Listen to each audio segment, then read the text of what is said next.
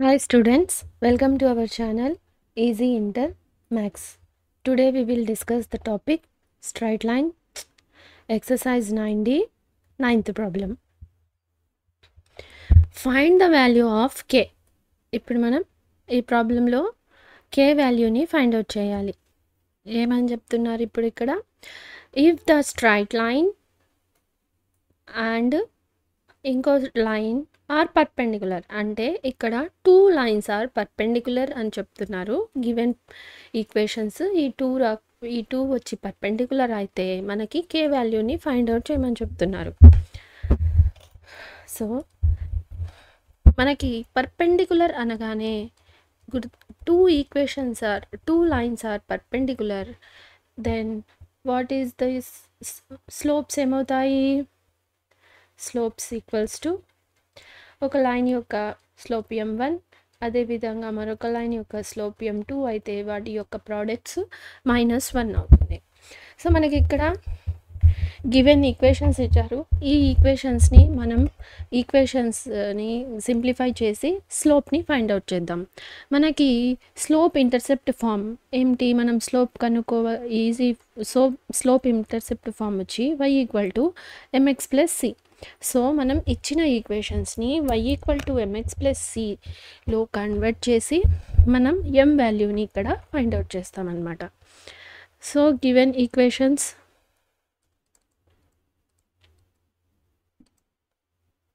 ఏమేమి ఇచ్చారు? Given equations y - 3kx + 4 = 0.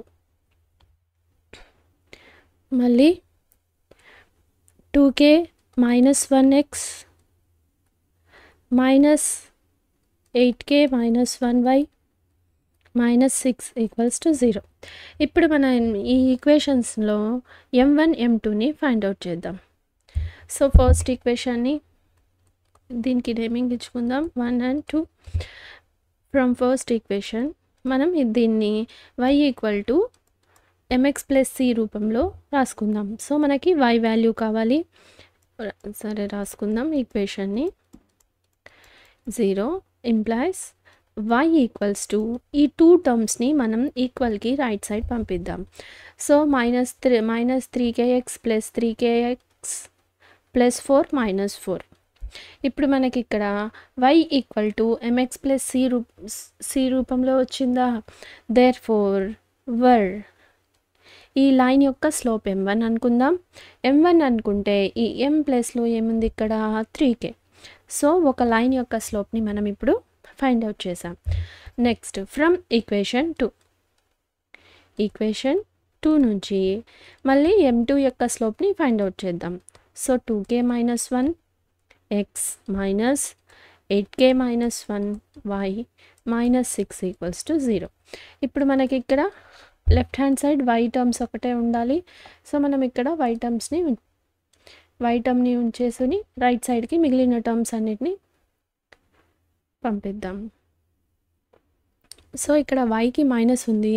So కాబట్టి ఈ టర్మ్స్ అన్నిటిని ఈక్వల్కి ఒక సైడ్ పెట్టి ఈ టర్మ్ని రైట్ సైడ్కి పంపిద్దాం. అప్పుడు ఇదేమవుతుంది? 2k - x, ఇదేం మార్చలేదు. సో -6 కూడా మార్చలేదు. y టర్మ్ ఒకటే మైనస్ ఉంది కాబట్టి ప్లస్ లాగా ఇలా కన్వర్ట్ చేసాం.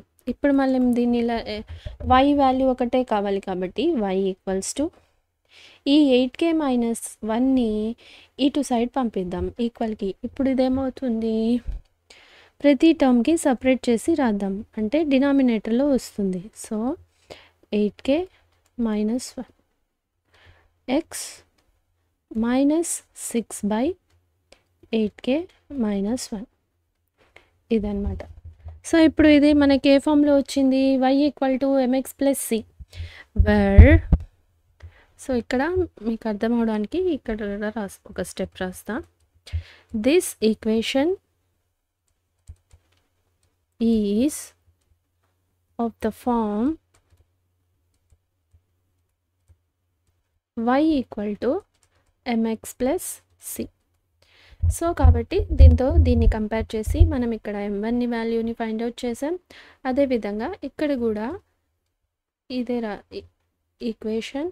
This equation is of the form y equal to mx plus c. So మనకి వర్ m2 ఏమవుతుంది, m2 equals to 2k minus 1 by 8k minus 1.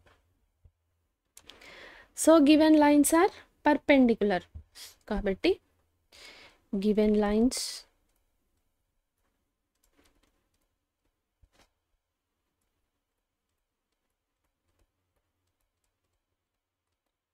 Perpendicular అనగానే 2 లైన్స్ పర్పెండిక్యులర్ అంటే వాటి స్లోప్స్ ప్రోడక్ట్ వచ్చి -1.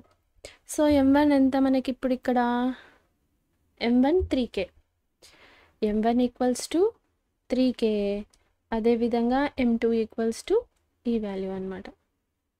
ఇప్పుడు మనం దీంట్లో సబ్స్టిట్యూట్ చేసి ఈక్వేషన్ని ఫైండ్ అవుట్, k వాల్యూని ఫైండ్ అవుట్ చేద్దాం. So m1 equals to 3k into 2k minus 1 by 8k minus 1 equals to -1. ఇప్పుడు 8kని ఈక్వల్కి రైట్ హ్యాండ్ సైడ్ పంపిద్దాం.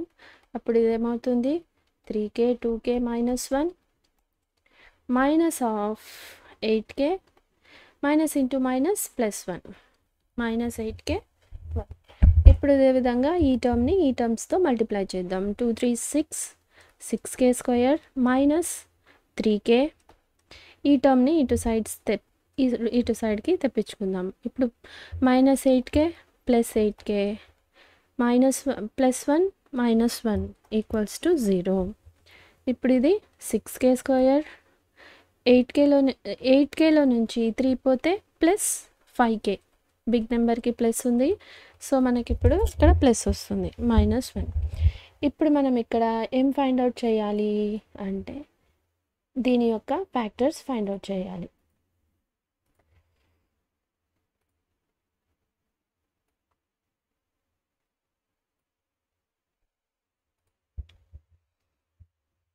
ఫ్యాక్టర్స్ని ఫైండ్ అవుట్ చేద్దాం. సో ఇప్పుడు ఇదేమవుతుంది -6, 6 1s 6, సో -6, 5 వచ్చే ఇక్కడ 5 రావాలి, సో 6 1s 6, కానీ ఇక్కడ మనకి ప్లస్ సింబల్ రావాలి, సో బిగ్ నెంబర్కి ప్లస్ రాసుకుందాం. ఇక్కడ మైనస్ రావాలి, సో -6 -1 5 ప్లస్ 5 వచ్చింది. అదేవిధంగా plus into minus minus, so -6. So ఇప్పుడు దీన్ని మనం ఫ్యాక్టర్స్ రాద్దాం. 6k minus k minus 1 equals to 0 implies ఈ టర్మ్లో నుంచి 6k కామన్ తీసామంటే k plus 1, ఈ 2 టర్మ్స్లో మైనస్ని కామన్ తీస్తే k plus 1 equals to 0 implies 6, ఈ టర్మ్లో నుంచి మనం k minus k plus 1ని కామన్ తీద్దాం. ఇప్పుడు మిగిలిన terms 6k minus 1 equals to 0 implies k plus 1 equals to 0 or 6k minus 1 equals to 0.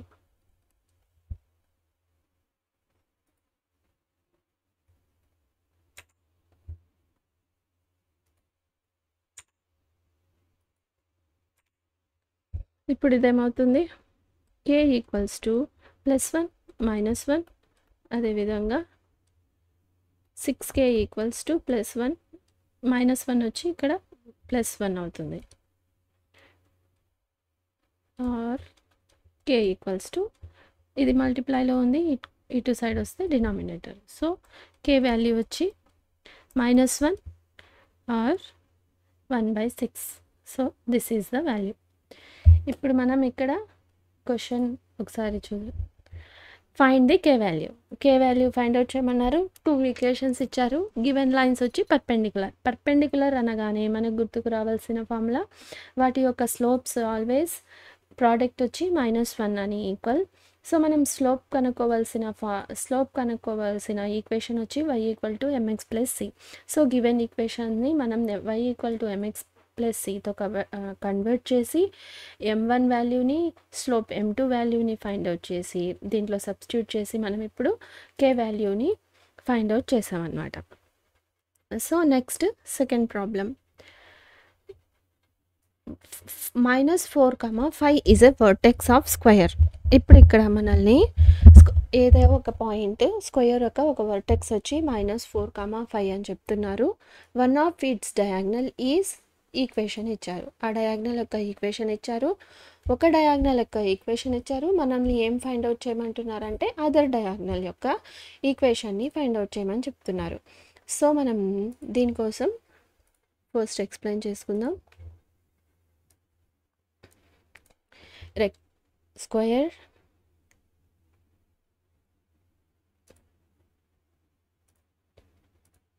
దీని యొక్క డయాగ్నల్ అంటే ఇదన్నమాట.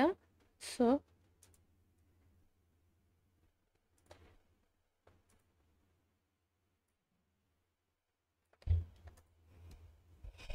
ఇప్పుడు ఏదో ఒక వర్టెక్స్ వచ్చి -4, 5 ఒక డయాగ్నల్ ఒక ఈక్వేషన్ ఇచ్చారు. మనం ఇంకో డయాగ్నల్ని ఫైండ్ అవుట్ చేయమని చెప్తున్నారు. సో మనకి స్క్వేర్ అనగానే ఏమని పాయింట్ గుర్తుకొస్తుంది? In a square the 2 diagonals are always perpendicular. అంటే ఈ 2 డయాగ్నల్స్ వచ్చి ఎప్పుడు పర్పెండిక్యులర్గా ఉంటాయి. ఇప్పుడు చూడండి, ఇక్కడ 90 డిగ్రీస్ ఫామ్ అవుతుందా? సో 90 డిగ్రీస్గా ఇంటర్సెప్ట్ అయితే వీటిని మనం ఏమంటాము? పర్పెండిక్యులర్ లైన్స్ అని అంటాము. కాబట్టి పర్పెండిక్యులర్ లైన్ అనగానే మనం యూజ్ చేసుకొని స్లోప్స్ ఏమవుతాయి? m1 m2 equals to -1. So మనం ఈ ఈక్వేషన్లో ఈ స్లోప్ని ఫైండ్ అవుట్ చేసి మనకు కావాల్సిన m2 స్లోప్ని ఫైండ్ అవుట్ చేసుకొని మళ్ళీ ఇక్కడ పాయింట్ ఇచ్చారనమాట -4, 5. సో ఒక పాయింట్ తెలిసి ఒక స్లోప్ తెలిసే మనకి ఈక్వేషన్ ఏమవుతుంది? y - y0 equals to m into x - x0. So ఆ వాల్యూస్ని ఈ ఫార్ములాలో సబ్స్టిట్యూట్ చేసి మనకు కావాల్సిన ఈక్వేషన్ని మనం ఇప్పుడు ఫైండ్ అవుట్ చేస్తాం. So solution. Given equation is 7x - y + 8 equals to 0. ఇప్పుడు మనం దీన్ని ఏ ఫామ్లో రాసుకోవాలి? y = mx + c రూపంలో ఫామ్ చేయాలి. సో yకి మైనస్ ఉంది కాబట్టి మనం y టర్మ్ను ఒక సైడ్ పంపించుకుందాం. y = 7x + 8. ఇదేం మార్చలేదు. So y = 7x + 8. This equation is in the form of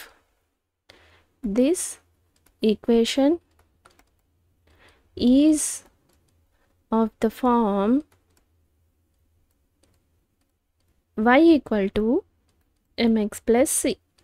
so ఇప్పుడు దీంతో మనకి m1 ఒక ఈక్వేషన్ యొక్క m1 వచ్చి ఏమైంది? స్లోప్ 7. సో ఇప్పుడు మనము ఈ పాయింట్ని రాసుకుందాం. In a square the equation the 2 diagonals are perpendicular. 2 diagonals are always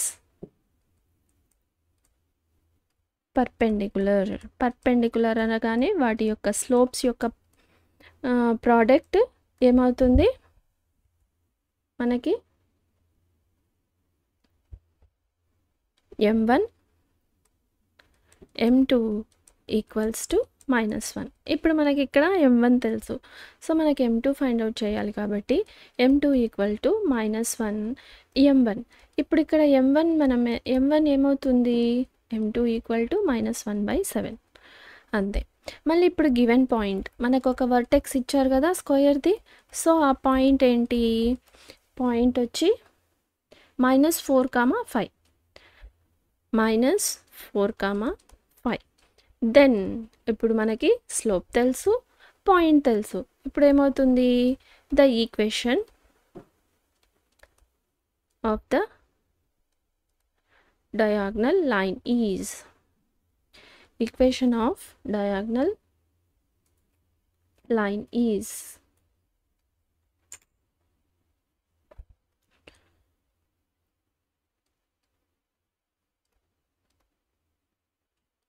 other diagonal line is ఏం ఫార్ములా ఇప్పుడు మనం y minus y naught equals to m into x minus x not.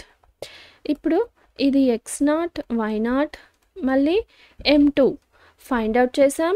So y minus 5 y naught అంటే 5 అనమాట equals to m value ఎంత, m value -1, m value -1 అనమాట. So -1/7 x minus x naught -4 y minus 5.